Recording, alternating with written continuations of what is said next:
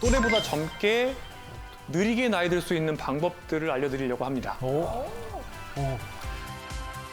우선 세상에 참 유튜브 틀면 요새는 건강 정보가 넘쳐납니다. 누구는 메가도즈 비타민 C를 먹으라 그러고요. 누구는 무조건 걸으라 그러고요. 누구는 잡곡밥만 먹으라 그래요. 맞아요, 홍수야. 그런데 굉장히 단편적인 정보가 많지만 설계도를 그리는 게 굉장히 중요합니다. 생애 주기에 맞게 또는 본인의 체질에 맞게 조감의 뷰를 가지고 설계도를 그려야 돼요.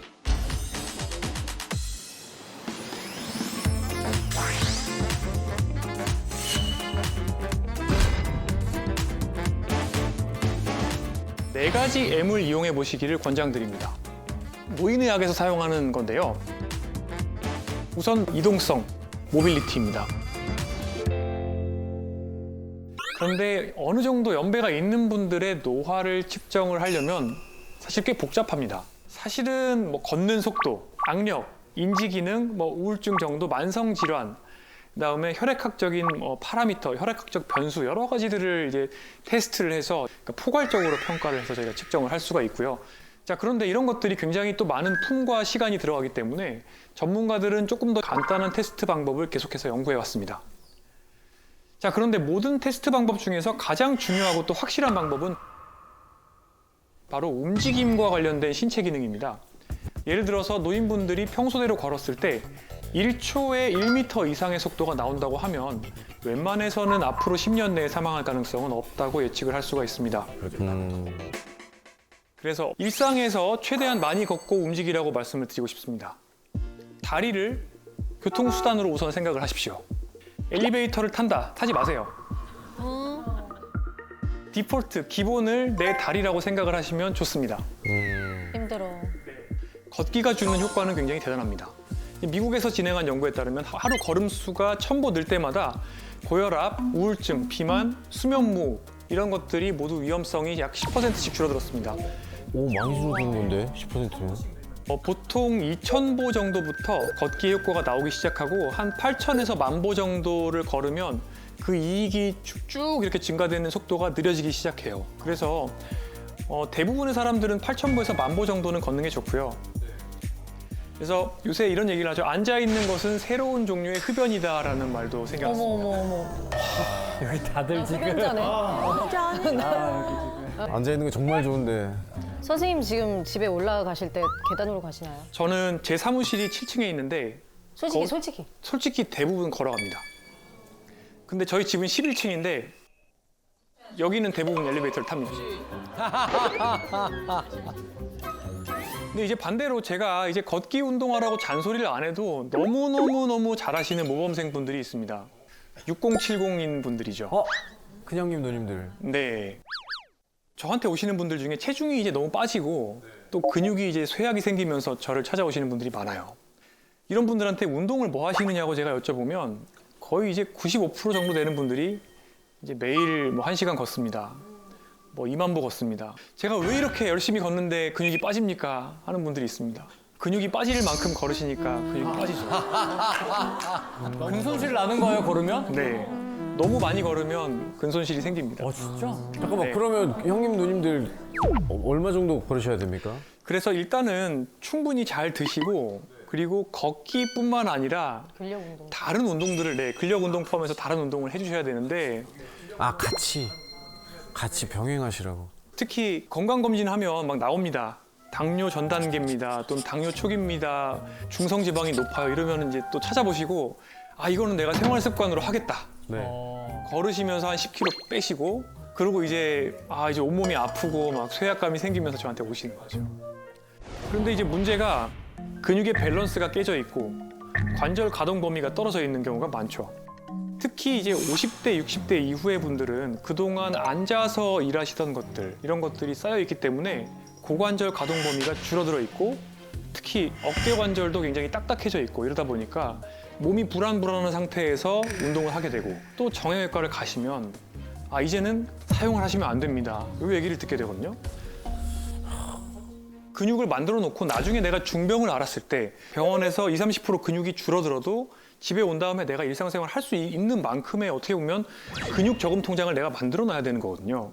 그러기 위해서는 미리미리부터 준비를 하셔야 되는데 많은 분들이 헬스장에서 그냥 TV 보시면서 굉장히 천천히 이제 맞아, 걸으면서 자전거 이렇게 운동하시는 타시고. 분들이 많은데 이제 이런 운동을 하시기보다는 전문가를 찾아가세요. 돈을 내고 운동을 배우세요. 그 돈이 지금 아깝게 느끼실 텐데 그게 아까운 게 아닙니다. 점검을 받으시고 내 근육에 어떤 불균형이 있는지를 평가를 받으시고 운동 처방을 받으시고 그 운동을 배워서 매일매일 반복해서 실습을 하시는 게 너무 중요합니다. 이렇게 잘 걸을 수 있는 몸을 만들고 걷고 나머지 운동들을 하시다 보면 90살까지도 잘 걸으실 수가 있어요. 결국에 우리가 걷는 이유는 8, 90대에도 내가 자유롭게 걷고 시장도 가고 친구도 만나려고 걷는 거예요. 맞아요. 요즘 MZ들은 어떤 운동을 좋아하나요? 코비드 때는 뭔가 골프, 테니스 이런 게 좀 유행이었다면 네. 요즘엔 좀 더 사람들 만나면서 같이 할 수 있는 그런 뭐 크로스핏이나 아니면 클라이밍 이런 거 굉장히 잘 돼 있더라고요. 그렇죠. 고강도. 그러면 요즘 중년분들이 꼽는 4060의 운동 트렌드는 뭔지 혹시 아세요? 바로 맨발 걷기입니다. 아, 어싱. 네. 요즘에는 그 집 근처 공원에 아예 저걸 하라고 길을 내놨더라고요. 흙길로. 아 진짜요? 네. 오. 네, 재성 씨 말대로 전국적으로 이제 맨발 걷기 길이 생기는 걸 보면서 또 맨발 걷기가 굉장히 인기가 많다는 것을 실감했고요. 또 제 환자분들 중에서도 하시는 분들이 굉장히 많아요.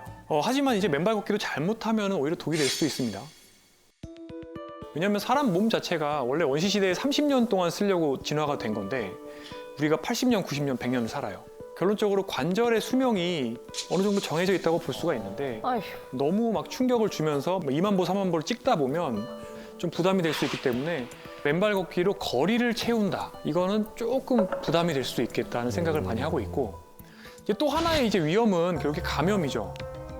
아무래도 이제 파상풍 백신 뭐 맞고 하시는 분들도 많지만 사실 당뇨 있으신 분들은 괜히 또 당뇨발 생기고 감염증 생겨서 그것 때문에 절단하시거나 이렇게 될 우려가 있기 때문에 뭐 당뇨 있으신 분들은 웬만하면 양말 정도는 신으시고 하시는 게 좋을 것 같고요. 안전한 환경에서 맨발 걷기를 또 무리하지 않고 가볍게 즐기신다고 하면 맨발 걷기도 정말 만병통치약이 될 수는 있을 것 같습니다. 그 다음에 식습관에 대해서 말씀을 먼저 좀 드리려고 아, 합니다. 이거 너무 힘듭니다. 근데 식습관은. 네. 맞아. 앞서 이제 청년과 중년들이 서로가 운동법을 뒤바꿔서 하고 있는 것 같다라고 말씀을 좀 드렸습니다. 먹는 것도 마찬가지로 이제 세대 간에 뒤바뀌어서 건강하지 못한 식습관을 지키는 경우가 좀 있습니다.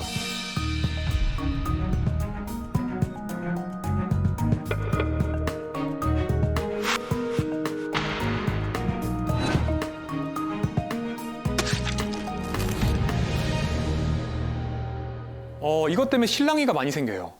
소식, 간헐적 단식, 일일 일식. 다 해봤어요. 수은 씨 다 해봤죠? 다 해봤어요. 그럼 지민 씨도 해보지 않았습니까? 저는 그냥 다 소식해요. 아, 그래서 깻잎을 많이 군살이었구나. 아니 근데 회식 때 또 술을 드시잖아요. 술을 좋아하죠. 그 건너편에 박나래 씨, 허한나 씨 뭐 이렇게 앉아 있잖아요. 걔네는 제가 남긴 거 다 쪼먹었고. 아, 그렇게 됐군요. 작은 거인이 됐군요. 이런 식습관들은 물론 건강에 도움이 될 수 있습니다. 아, 그래요? 네.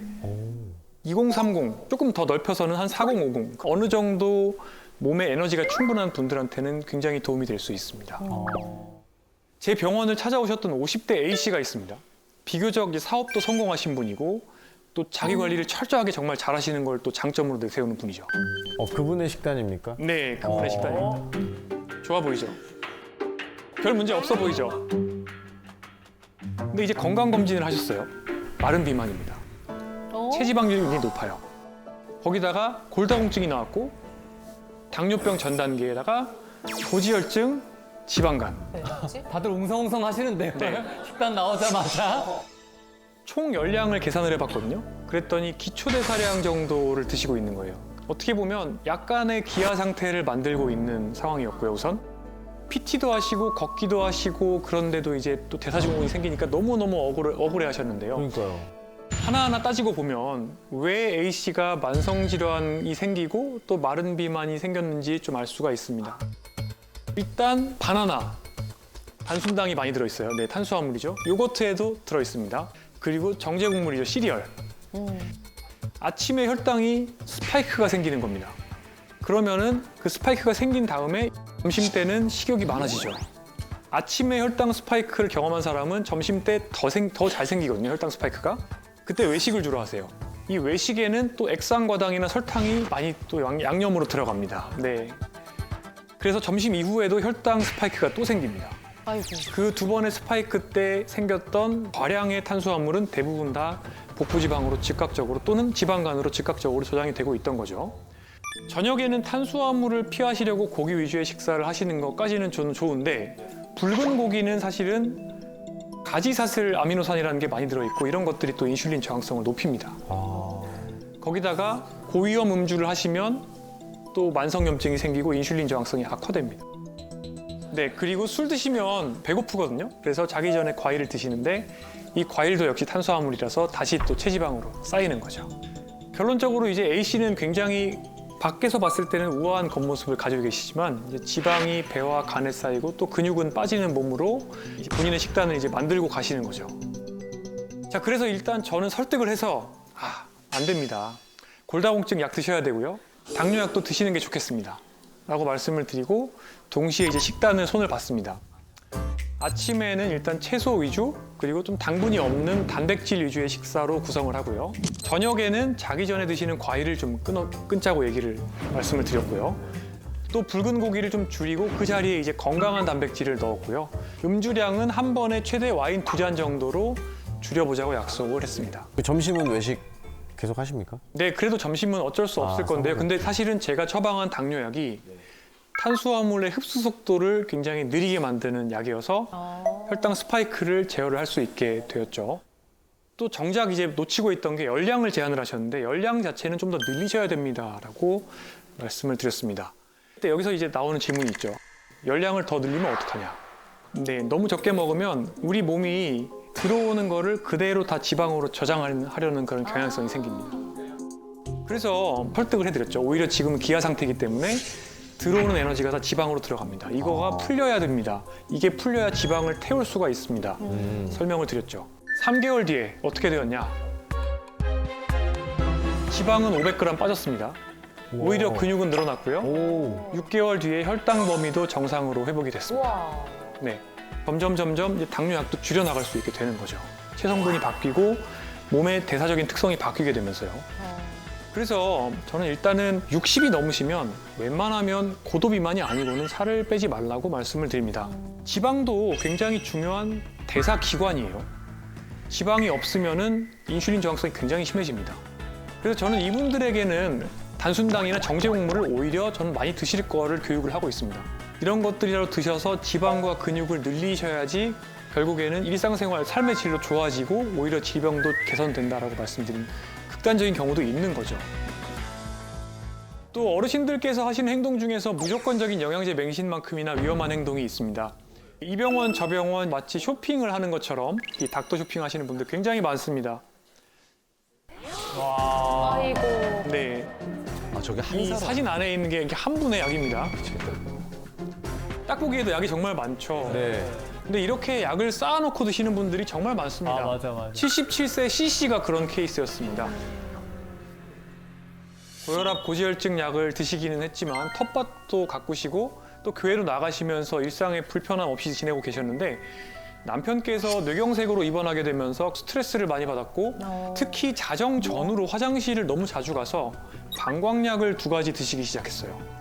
방광약을 드시면서 변비가 생기고 또 소화가 안 됩니다. 식사를 점점 못하게 되시는 부작용이 생기면서 기운이 없어지고 그러다 보니까 저녁에 잠은 안 오고 또 잠을 못 자니까 다른 의사 선생님을 찾아가서 수면제를 처방받습니다. 아휴. 점점 낮에 꾸벅꾸벅 조는 시간이 늘어나요. 점점 집중력과 기억력이 떨어지고 가족들이 눈치를 챘어요. 치매 검사를 받아보니까 경도인지 장애입니다. 이렇게 진단을 또 받으시고 전문 치매 약물을 처방받습니다. 이 치매약을 드시고 나서부터는 식욕이 또 떨어지고 또 소화제와 식욕 촉진제를 처방받고요. 이렇게 하다 보니까 정말 큰일이 나겠다 싶어서 위내시경, 대장내시경, 복부 초음파, 심장 초음파 여러 검사를 받습니다. 검사에 나오는 건 없어요. 하지만 어르신께서는 휠체어에 실려 오신 모습으로 저랑 만나게 되셨습니다. 아이고. 자, 방광약에서 시작을 해서 수면제, 치매약, 소화제, 식욕 촉진제 이런 증상들 가라앉히고 환자분들 편안하게 만들어드린 약들은 대부분 사람의 기운을 빠지게 만드는 약들이에요. 약의 부작용을 약으로 막다 보니까 결국에는 기운이 다 빠진 거죠. 처음 처방받은 방광약에는 인지 기능을 약간 떨어뜨리는 그런 물질이 들어가 있었습니다. 그 이후에 처방받은 치매약의 부작용은 안타깝게도 방광의 예민성을 또 끌어올립니다. 거꾸로 되는 거죠.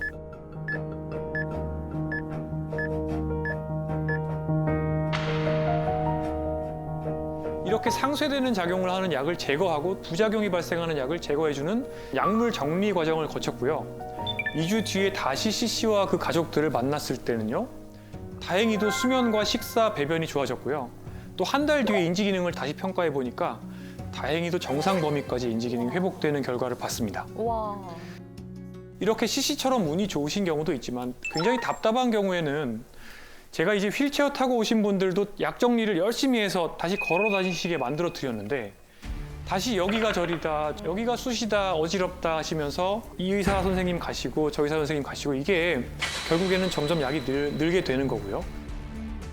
그런데 이제 약을 먹고 차 가라앉는 상태가 되니까 또 증상이 괜찮아졌다고 생각을 하는데 사실 이거는 증상이 괜찮아진 게 아니에요. 너무 많은 약을 한꺼번에 드셨기 때문에 사실은 마취된 거랑 비슷한 거죠. 점점 일상생활이 어려워지고 근육이 빠지고 몸져눕게 되는 지름길이에요. 자, 그래서 제가 어르신분들께 말씀을 드리고 싶은 거는 뭐냐면 어느 정도는 이 증상을 견디시고 또 받아들이실 필요가 있고 이렇게 살면서 우리가 경험하는 모든 증상들을 약으로 깨끗이 다 없앨 수는 없거든요.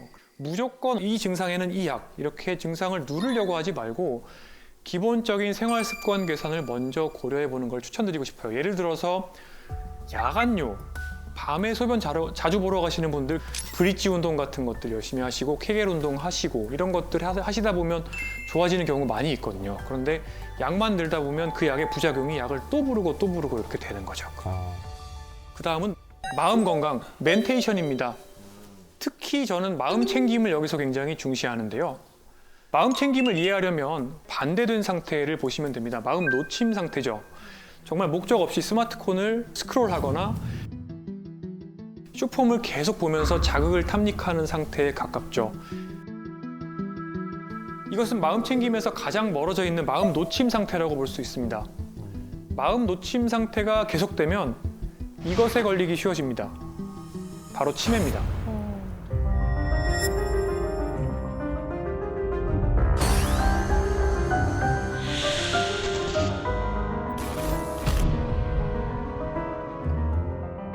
치매를 예방할 수 있는 마음 챙김 방법으로 환자분들께 제가 많이 추천드리는 게 있는데요. 바로 명상입니다. 근데 쌤 예전에 화투 네, 하도 많이 주시죠. 치면은 좀 도움 된다고 하긴 맞습니까? 맞습니다. 아 그것도 약간 다른 건데요. 네. 인지 예비능이라고 해서 뇌 성능을 높이는 방법이 크게 세 가지가 있습니다. 첫 번째, 신체 활동, 운동이죠. 이제 두 번째가 머리를 쓰는 겁니다. 네. 세 번째가 사람을 만나는 겁니다. 이 세 가지를 다 하면 좋은데 오. 화투는 일단은 머리는 쓰고요. 또 사람도 만나잖아요. 네. 화투 치러 가려면 집에서 나가서 또 가야 되잖아요. 걸어야 돼. 집까지 걸어가는데 산책. 그치. 집에서 방에서 명상. 완벽한 스포츠네. 스테이지에 딱 이상적인. 네, 그래서 실제로 브릿지 게임이나 마작이나 이런 것도 좋은 인지 활동이라고 되어 있긴 합니다. 화투도 비슷한 효과가 있을 거라고 생각합니다. 명상을 한 다음에 화투를 치면 나을까요? 화투를 치고 명상을 하는 거. 네, 하도 치고 돈 아니면 잃고 치면서 명상. 읽고 명상을. 사실 예전에는 명상을 약간 도닦는 분위기 뭐 이런 식으로 이제 많이 생각을 했었는데 요즘은 굉장히 많은 글로벌 기업이 자기네들이 명상센터를 따로 가지고 있습니다. 정말 많은 돈을 그 예산을 쏟아부어서 명상의 과학적 효과가 입증이 돼서 근데 명상이 그 너무 이렇게 어렵게 생각하실 필요가 있는 게 아니라 나를 조용히 온전히 집중할 수 있는 상황에서 신체는 이완시키는 모든 것들이에요. 제가 제일 좋아하는 명상은 달리기 명상, 수영 명상, 걷기 명상입니다. 그것도 명상이 되나? 네, 사고 나지 않을까요? 명상할 때 눈 감는 거 아닌가요? 네, 감을 필요가 없습니다. 그야말로 명상이라는 건 지금 이 순간에 머물러 있으면서 나의 호흡이나 내 관절이나 주변의 느낌들을 비판하지 않고 그대로 느끼고 있으면 되는 거거든요.